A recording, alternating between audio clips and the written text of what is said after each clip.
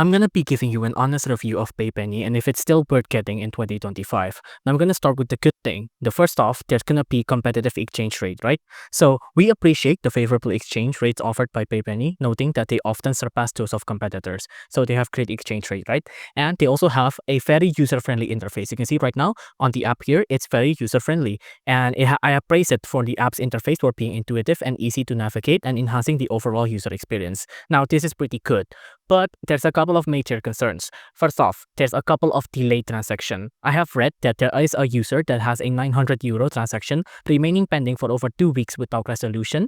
There's also unresponsive customer support, and there's also a couple of Trustpilot issue, right? Because Trustpilot has a review that it has flagged Paypenny for a breach of guidelines due to fake reviews, leading to suspension of its trust score. Basically, it means that Paypenny has been faking some review scores. Now, that is pretty bad, right? But again, it has a pretty couple of good features. Like for example, the user interface, really good, really great. And it has competitive exchange rate as well.